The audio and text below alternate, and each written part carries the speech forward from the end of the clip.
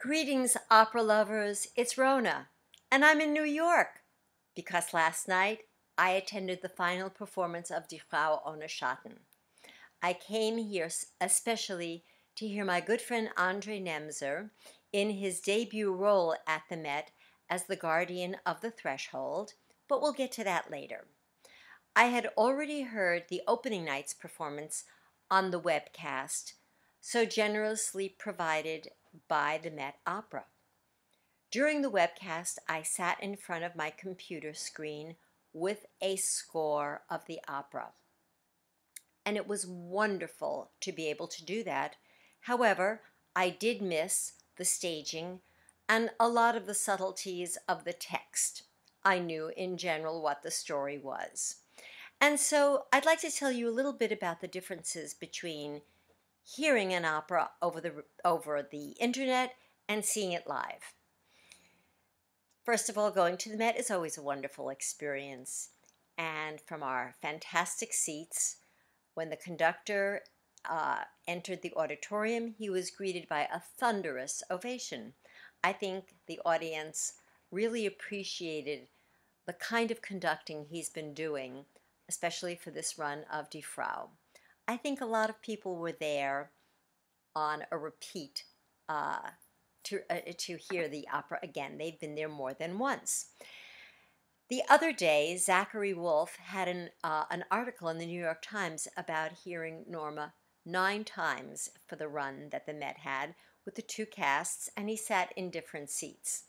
And so I've only heard this opera twice, once at home, once in the house, the same cast, once seeing it and once not seeing it. So now there I am in the theater, and I'm following along with the translations. I don't know what you would exactly call them because, as you know, in the Met, they're right in front of you on the seat of the person sitting in front of you. They're on the back of that seat.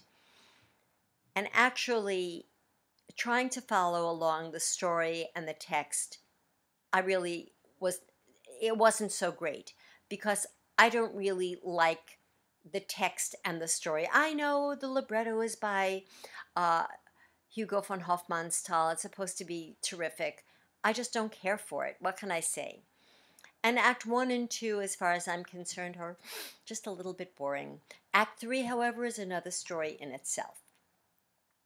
But the biggest difference that I was really expecting to find was that the singers were going to sound so much different from the webcast to the live performance.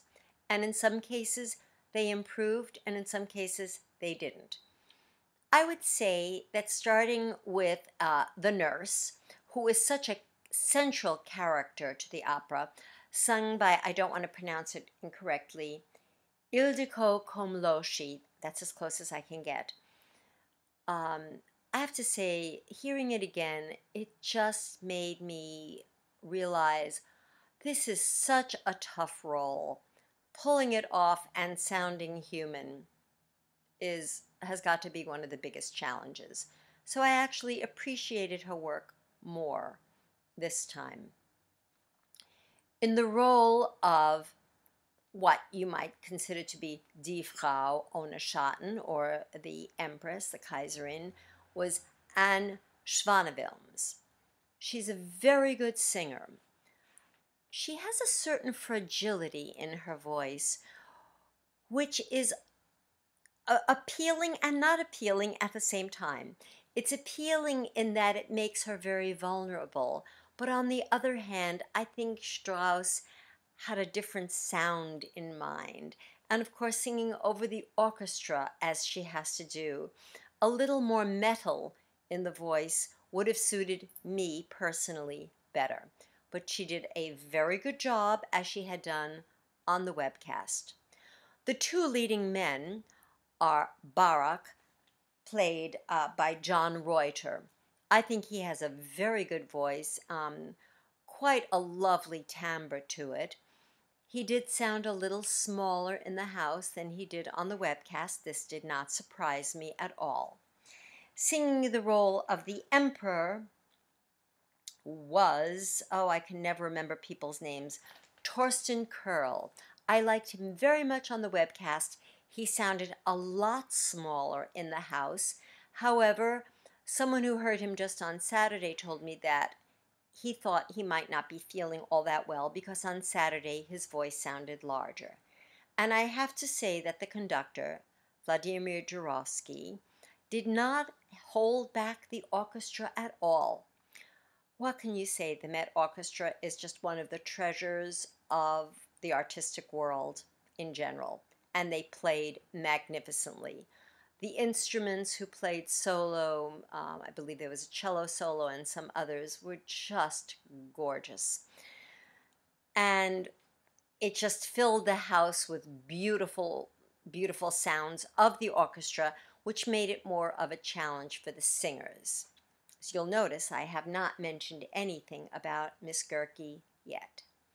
Well, I was totally blown away by the webcast, and I was afraid I was not going to feel quite that way hearing her live because it would be hard to match. Well, not only did she match it, she surpassed it. And this is why. Because I got to see her do it. And I got to live the words with her and see her struggles, see her very appealing acting when she's seduced by the Empress and the nurse with goodies if she'll only sell her shadow. She was so playful with whatever that was, a magic band of rhinestones around her head. She really won me over in a way that I didn't know was going to happen. And so she was die Frau. I know when we think of die Frau Ohne Schatten, I think we're supposed to think that that's the Empress. But after seeing it and hearing her, she's the Frau. Then, of course, there was the fantastic scenery and set design. So much has been written about it. I don't need to go over it, except to say this was my first time seeing it. I was blown away. I was especially impressed by the person who played the Falcon, who was, I believe, Scott Weber. It must be a dancer or a gymnast, or maybe both. And the whole concept of the Falcon doing it that way with the costume and the choreography just really brought that part to life. And speaking about seeing things, I have to say that the Emperor wore two of the most beautiful costumes I've ever seen.